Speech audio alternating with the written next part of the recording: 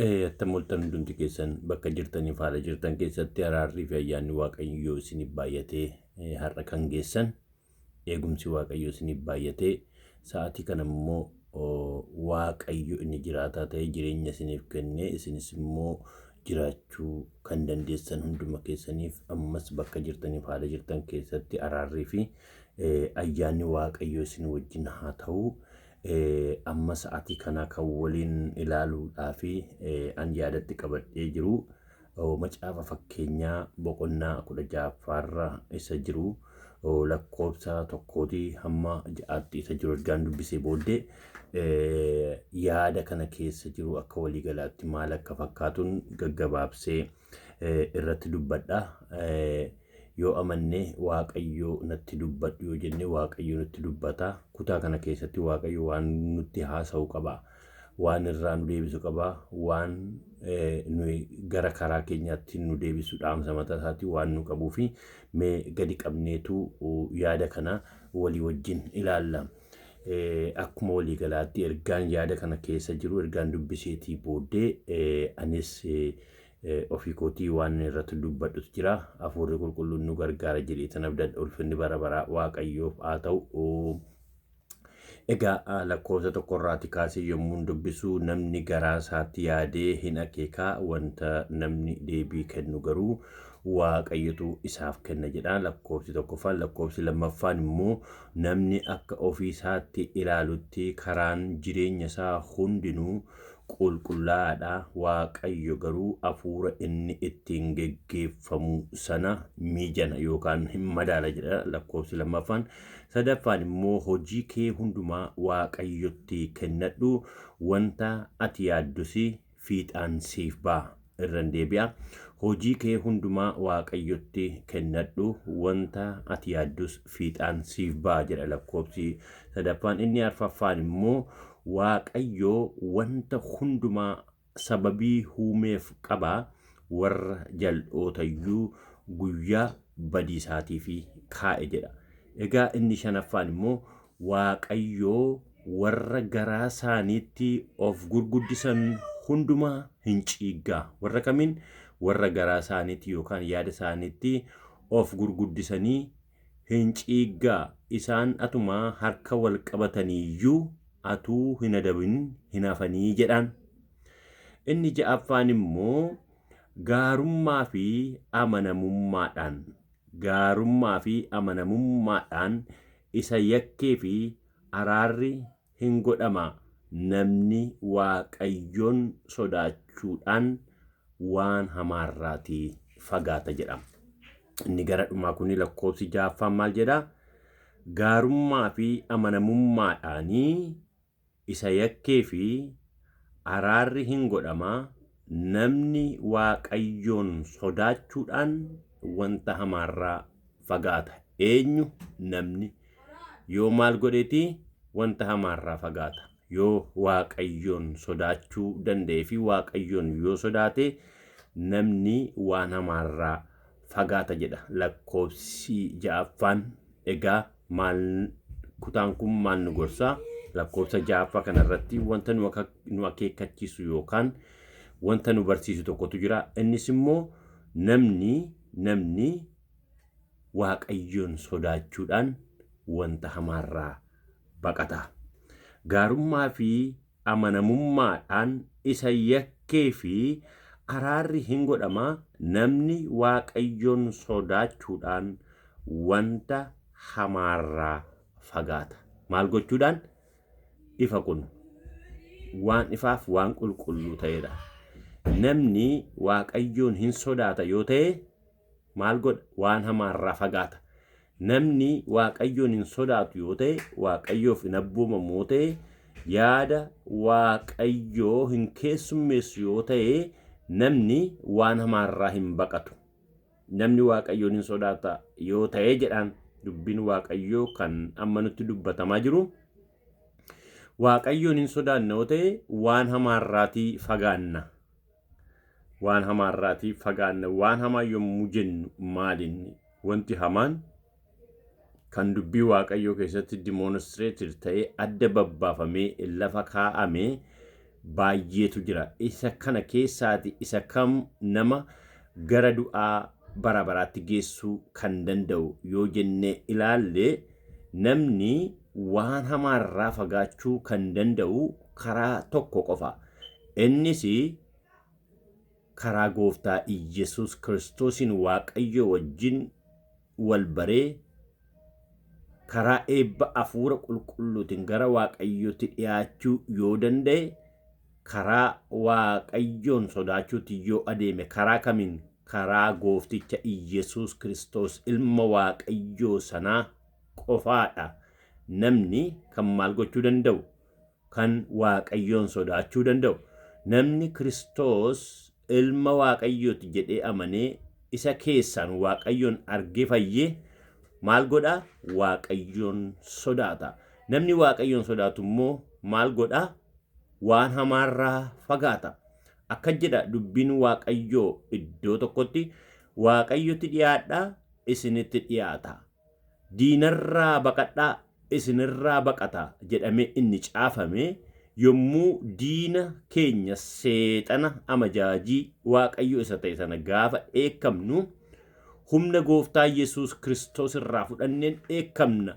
Inni immoo maa'inni yoo jenne namni shaakala hojii seexanaa keessa jiru seexana ifachuu hin danda'u. Namni karaa qajeelinaa isa Waaqayyo isatti agarsiise sanarra adeemuu danda'u tasumaayyuu seexanni gara nama sanaatti hin dhiyaatu. Maaliif namni hojii jajallaa hojii hin taane hojii hammeenyaan guutame gaafa hojjetu hojii dukkanaa hojjeta. Hojiin dukkanaa immoo abbaa qaba. Abbaan hojii dukkanaa immoo seexana የጨለማው ገጂ isa biyya lafaa kana yeroo ammaa bitaa jirudha. Isa namoota karaarraa daddabsuudha. Yeroo hundumaa seexanni akkamittiin gara jireenya amanaa tokkootti yookaan gara jireenya kiristiyaanaa tokkootti dhufuu danda'a. Seexanni daangaa mataa isaatii qaba. Iyyasuus Kiristoos faana qulqullummaadhaan kan deemtu yoo ta'e seexanni sitti dhiyaachuu hin danda'u. Maaliif gooftaa Iyyasuus Kiristoos amma biyya lafaarra deddeebi'ee turetti cubbuu hin hojjenne waan seexana isatti butu baay'ee hin qabu.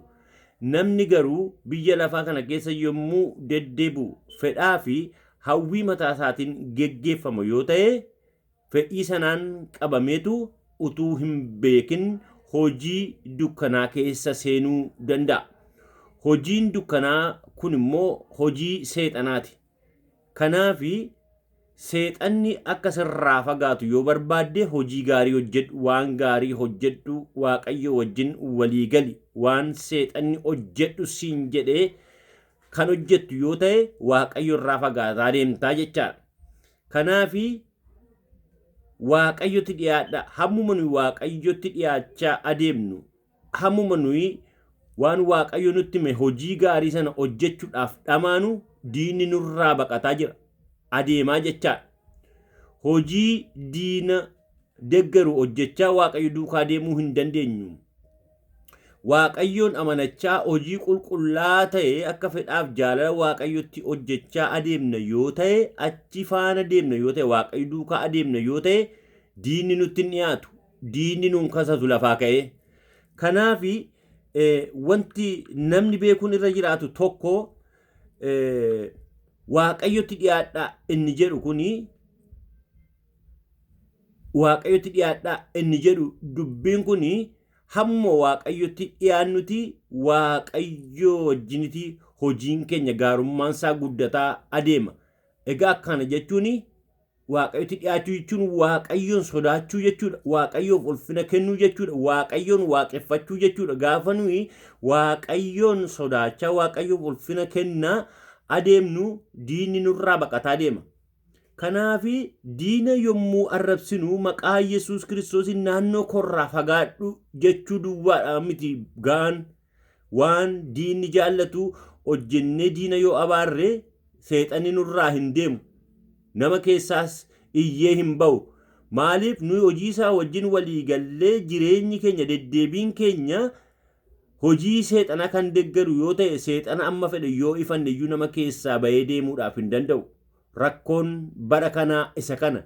sagalee duwwaadhaan maqaa Yesuus Kiristoosiin nama kana keessaa ba'i jechuun ga'aa miti. Garuu hojii seexanni nama hojjechiisu sana dhibbaa dhibbatti irraa baqatanii diina gaafa lolan diinni nama dura hin dhaabbatu. Diinni bakka qulqulluu dhaabbatee si loluu hin danda'u.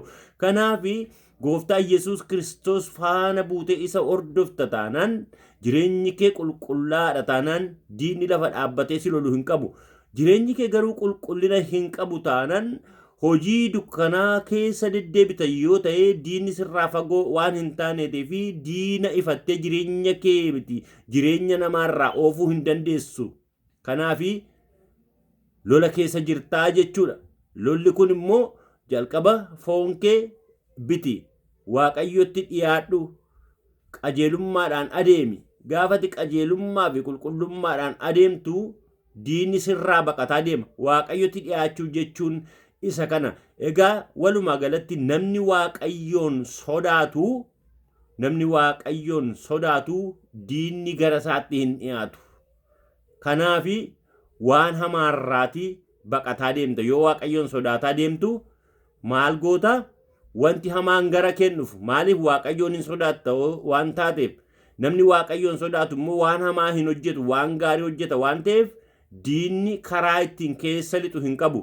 Diinni yeroo hundumaa jireenya kee keessatti maal barbaada? Waan qaawwaa barbaada. Karaa ittiin ol lixee si jeequ barbaada. Karaa argatee jennaan immoo gaafa ol lixee toora waaqayyoo isa qulqullina qabu sanarraati si kaachisa. Kanaaf bakka jirtutti haala jirtu keessatti waaqayyoof qulqullaa'e adda ba'i waaqayyoof jiraachuudhaaf dhaba'i malee hojii diinaa wajjin walii galta taanaan diinni sirraa hin baqatu. Seexanni sirraa baqachuudhaaf hin danda'u. Humna seexanaa humnaan loluu kan dandeessu gooftaa Yesuus Kiristoosiin maqaasaa waamu duwwaa utuu hin ta'in gooftaa Yesuus Kiristoos inni qulqullummaadhaan adeeme waan ta'eef atis qulqullummaadhaan isa faana yoo buutu diina loluudhaaf wanti si rakkisu hin jiru. Diinni si dura hin dhaabbatu.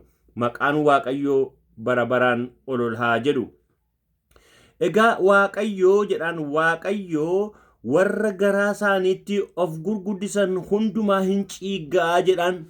Waaqayyo warra garaa isaaniitti of gurguddisan, warra of tuulan, warra of tuultota, warra beekaa of fakkeessaniitii fi warra of jajanii isaaniin hin ciigaa jedhaan. Isaan kana keessatti hafuura hojjetutu jira. Hafuurri kun immoo isa kamiidha?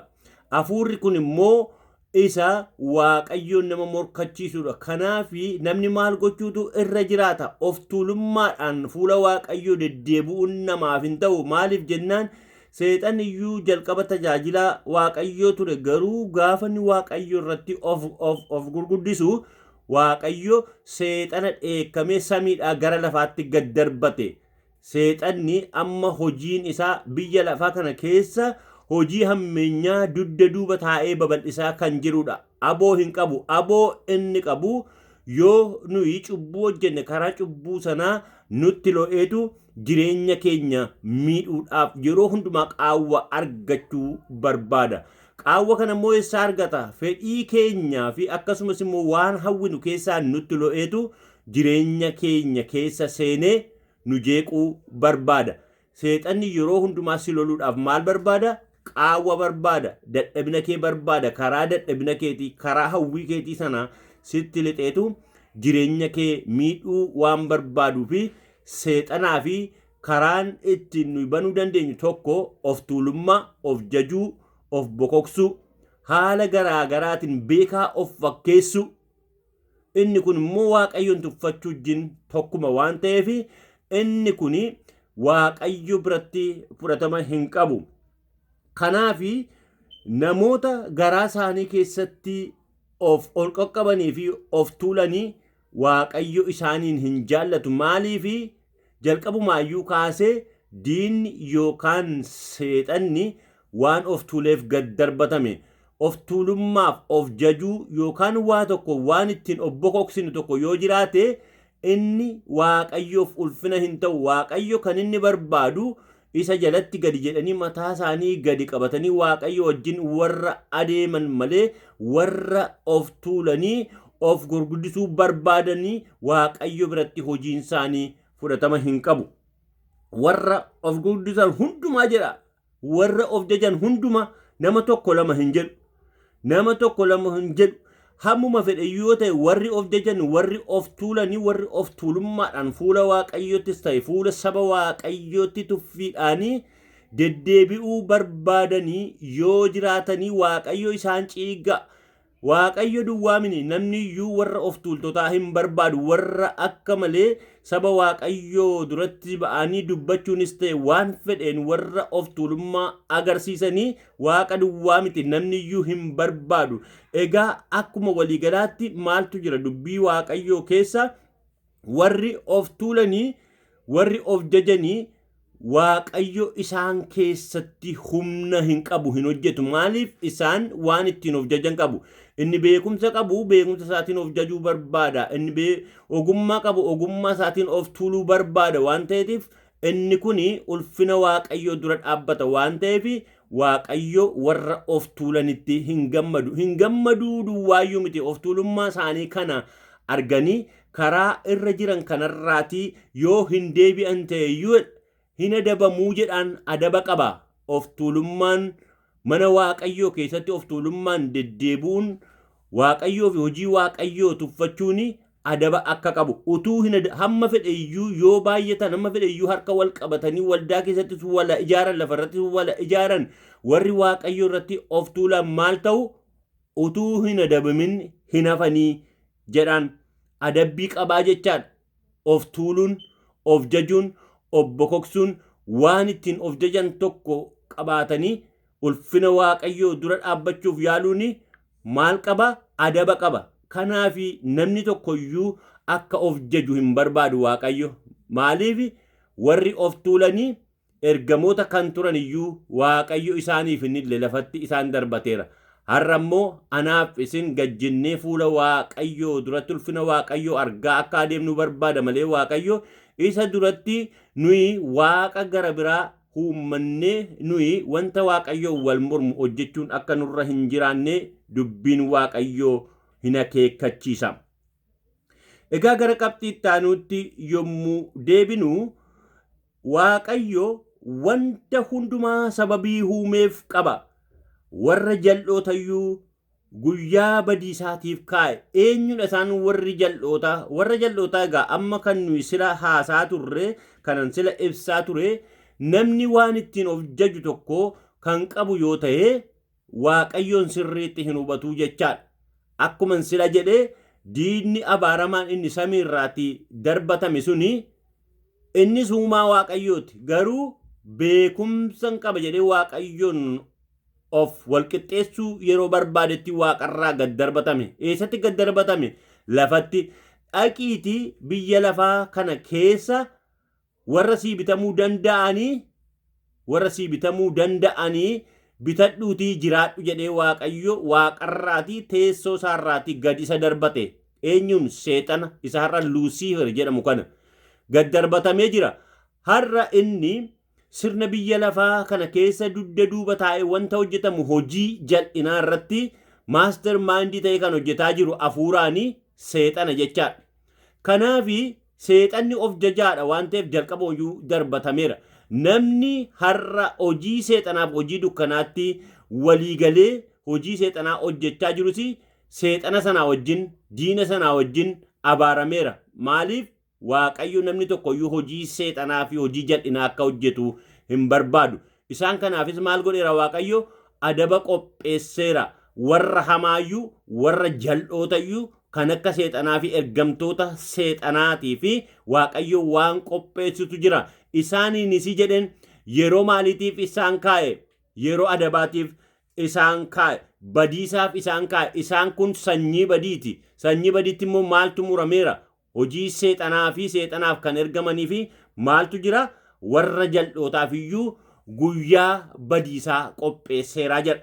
Waaqayyo kana nu haa oolchu. Ergamaa seexanaa, ergamaa diinaa taanee biyya lafaa kanarra deddeebi'urra ilma waaqayyoo gooftaa Iyyasuus Kiristoositti amannee hirmaattuu mootummaa waaqayyoo ta'uudhaaf kan nu gargaaruu danda'u humni waaqayyoo hamma jirutti waaqayyootti amannee karaa keenya sirreeffannee jireenya keenya sirreeffannee kiyyoo biyya lafaa kana keessa jiru jalaa ba'uu kan nuyi dandeenyu ilma waaqayyooti yoo amanneedha malee biyyi lafaa kun wanti bareedus ta'e wanti miidhagu inni darbu kuni wanti mimmiidhagaan bara kana yeroo ammaa kana seexanni ittiin nama gowwoomsee karaarraa nama kaachisu waan baay'ee jira. Kanarraati akka deebinu barbaada. Egaa seexanni hojiinsaa hojii jal'inaati waan ta'eef namoota sammuu qabanii fi yaada garaagaraa qaban isaaniin faallaa waaqayyoo akka dhaabbatan gochuudhaanitiin maal godhaa jira? Namoota karaarraa kaachisaa jira. Namoota kana immoo ofuma isaatii gaafa firdiitti dhiyaatu warra hojii jal'inaa kan seexanaa hojjetaa jiran kana fudhatee abidda bu'uuf kaayyoo waan qabuufi seexanni har'asi nama gowwoomsaa jira. Kanaafi firoota koo dubbiin hojii ammeenyaa kun nuu galeera taanaan hojii ammeenyaa duukaa buunee mootummaa waaqayyoo irraatii hanqachuurra maal goona? Ilma waaqayyoo goofticha Iyesuus isa du'ee du'aa ka'e isa du'a mo'ee ka'e nuunis nu fayyise sana yoo amannee hirmaattu mootummaa waaqayyoo ta'uu dandeenya. Hojii jal'inaa kan seexanni bara ammaa kana dukkana keessa dhokate dhossaadhaan hojjetaa jira. Seexanni yeroo ammaa kana mul'inatti gadi hin baane, yeroo dhiyootti garuu mul'inaan gadi ba'ee nama humnaan iyyuu yeroo inni itti dagachiisee gara abiddaatti oofutu jira. Bara kana ammoo wanti mul'ataa jiru, dhibeen bara kanaa kan inni mul'ataa jiru tokko mallattoo sanaati waan ta'eef hojiin seexanaa hamaadha. Hammeenya waan qabuutii fi hojii hammeenyaa kana kan hojjetaa jiruuf kan nama hojjechiisaa jiru inni hafuura waan ta'eef gara jal'inaatti nama oofaa jira. Kanaaf egaa waaqayyo isaan kanaaf maal kaa'eera? Guyyaa badiisaa tokko murteessee lafa kaa'eeraaf. Seexanni jal'aa hojii jal'inaa akkasumas immoo namoota jajal'isee karaarraatii kaachisee hojii isaa hojjechiifachaa kan inni jiru isaaniin fudhatee abidda keessatti darbatamu waan barbaaduuf. Waaqayyo kana nu haa oolchu. Firoota koo kanarratti dammaqnee yeroo hundumaa dubbii waaqayyootiin bilchaannee dubbii waaqayyoof sagalee waaqayyoo keessatti mataa keenya eeguudhaa fi yeroottis yeroo maleettis yoo carraaqaa adeemne malee jireenyi keenya gaaffii keessa ta'uu danda'a. Kanaaf egaa namni maal gochuun isarra jiraata? Karoorri namaa biyya lafaa kanarra yeroo jiraatutti waaqayyo wajjin waliigalee jiraachuun barbaachisaadha.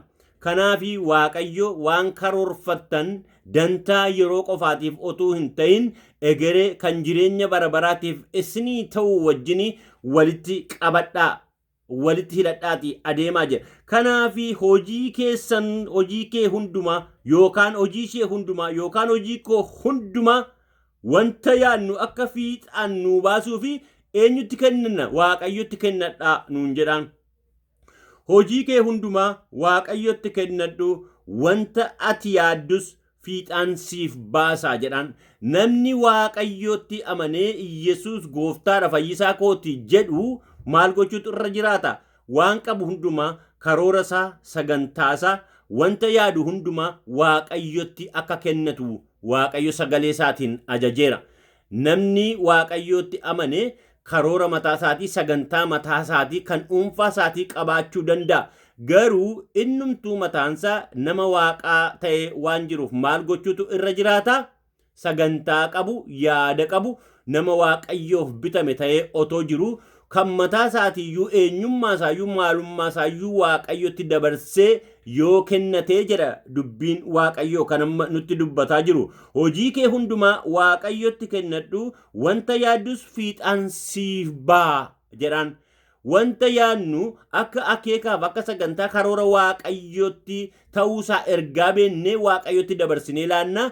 Waaqayyotti gaafa laannu inni amanamaadha waan ta'eef maal godha?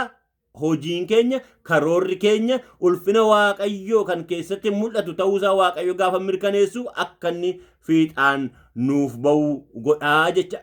Kanaafi isa kanarrattis akkamittiin irratti hojjechuun, akkamittiin deddeebuun akka nu barbaachisu aleellannee dubbii waaqayyooti wajjin jireenya keenya wal simsiifnee adeemuun barbaachisaadha.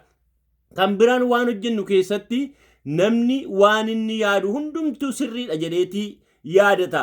Waan nu yaadnu hundumtuu akka sagantaa fi karoora waaqayyootiin alatti yoo ta'e akka waaqayyoo yaadu miti jechaadha. Maaliif foonii yaadnee fooniin raawwanna yoo ta'e, dhimmi hafuuraa keessa hin jiru yoo ta'e waaqayyo sagantaa sana keessa jiraachuu hin danda'u.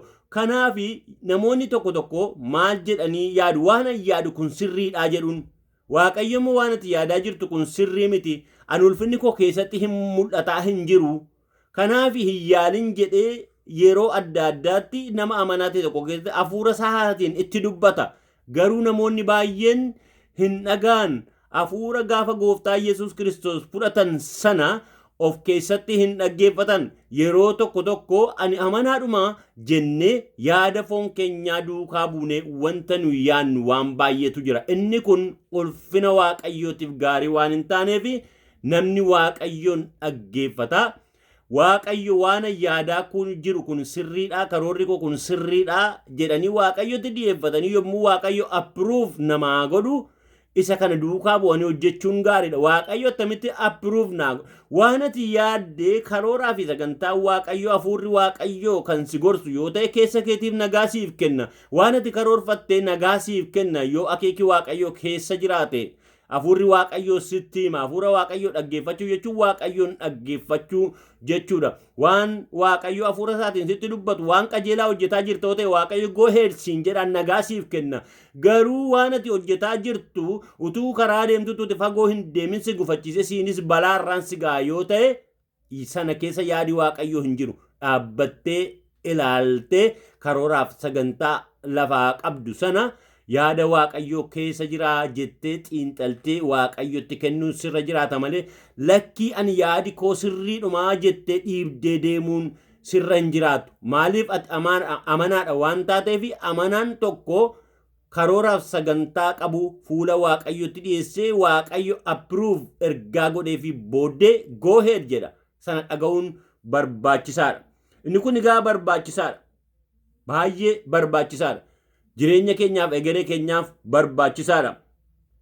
Namni garaa isaatti yaadee ni akeeka wanta namni deebii kennu garuu Waaqayyotu isaaf kennaa jedhaan ulfinni Waaqayyoof haa ta'u. Waan gaarii yoo akeekne waan gaarii yoo karoorfanne akeeki suni akka deebii gaarii argatu akka karaa gaariirra bu'u Waaqayyotu deebii siif kenna. Maaliif? Maqaa Waaqayyootiin yeroo jalqabdu milkaa'ina argatta. Waan qabdu sagantaan kee qajeelaa akka ta'e maqaa gooftaa Yesuus Kiristoos achi keessa teessee humna isaatiin humna hafuura qulqulluutiin qajeelfamta isaan hoogganamta taanaani karaan kee sii qajeela. Kanaaf jira akeeka wanta namni deebii kennu waan ati karoorfatte irratti kan deebii kennu Waaqayyo ta'uu qaba. Han deebii kennu ati hin yaadda waan ati yaaddu gaarii ta'uusaa akka mirkanaa'uu fi Waaqayyotu deebii siif kenna. Garuu ati Waaqayyotti agarsiisuutu sirra jiraata. Namni garaa isaatti yaadee hin akeeka. Garaa isaatti yaadee hin garaa jechuun yaada jechuudha. Yaada jechuun karoora jechuudha. Karooraa fi sagantaa qabdu hin yaaddaati jalqaba. Waa hundumtuu yaadarraa jalqaba. Waan gaariinis yaadarraa jalqaba. Waan hamaanis yaadarraa jalqaba. Kanaaf hamaaf gaarii yommuu yaaddu keessi kee dhugaa sii ba'a. Nama Waaqayyoon amante ilmi Waaqayyo gooftaa Yesuus Kiristoos fayyisaa kooti jettee kan amante yoo taate waan gaarii yommuu yaaddu waan hamaa yommuu yaaddu humna Waaqayyo gaafa Yesuus Kiristoosiin fudhatte si keessa kaa'ame suni waan gaariidhaan gaariidha jedhee sitti hima. Waan hamaadhaan immoo kun hamaadha sin baasu jedhee sitti hima. Maaliif? Atoo dhugaadhaan nama Waaqayyoo ilma Waaqayyoo ta'uu kee amantee jirta waan ta'eef hafuurri Waaqayyoo sirratti hojjeta. Hafuurri Waaqayyoo nama isa amanee ilmi Waaqayyoo Yesuus Kiristoos fayyisaadha jedhee ameen jedhee isa fudhatee fi isa dhugaa ba'aa jiruuf dhugaa ba'aaf hafuurri Waaqayyoo isa keessa waan asirra jirtu kun sirriidha jedhaan. Waan inni immoo gara hamaatti yaadu immoo kun immoo sirrii mitii jedhee adda baasa. Hafuura adda baasu nu keessa kaa'eera Waaqayyo. Warri Kiristoos Yesuusiin amannee jirru Waaqayyo waan ittiin jireenya keenya sirreeffannu hafuura madaalli jireenya keenyaa jireenya kiristinnaa keenyaa ittiin eeggannu maal nu kenneera? Hafuura qulqulluu sana nuuf kenneera. Dubbiin Waaqayyoo akkas jedha. Hafuurri qulqulluun gara dhugaatti nama geessaa. Dhugaa namatti agarsiisaa. Ulfina gooftaa Yesuus ulfina Waaqa Abbaa agarsiisaa. Waan nuyi hojjennu hafuura qulqulluudhaan kan mormu yoo ta'e Waaqa Abbaa Waaqa Ilmaas mormaa jira waan ta'eef isa kana akka dubbii Waaqayyootti beennee hubannee adeemuun nuuf waan barbaachisaadha. ulfinni bara baraa waaqayyoof haa ta'u. Egaa walumaa galatti namni waaqayyo wajjin yommuu adeemu maal gochuun akka irra jiraatu jireenyi isaa akkamittiin akka milkaa'uu danda'u waaqayyo wajjin jireenya bu'a qabeessa jiraachuudhaaf namni maal gochuun akka irra jiraatu kutaa kana keessaati jireenya keenya waaqayyotti amantiidhaan itti laanneen immoo amanamaa waan ta'eef akka nu geggeessu isarratti amantiidhaan yoo of ganne waaqayyo jireenya keenya sirreessuuf fooyyessuuf guyyaa guyyaatti guddinni afuura keenya dabalaa akka deemu gochuudhaaf hin danda'a. Kanaafi firoota koo waan qabdan sagantaa keessan karoora keessan akka yaadaaf akeeka waaqayyootti akka ta'uuf afuura waaqayyoo afuura qulqulluu wajjin walii galanii adeemuun nagaa namaaf kenna. Ulfinni waaqayyoo bara baraaf isaaf haa ta'u. Egaa har'aaf waanan jechuu barbaade isa kana ammayyuu waaqayyo iddoo jirtaniif haala jirtan keessatti jireenya keessan geggeessummaa isaa fudhatee isin haa geggeessu. Afuurri waaqayyo amma dhumaatti isinii wajjin haa ta'u. Maqaa Yesuusiin kanarraa kanumaan hin xumura.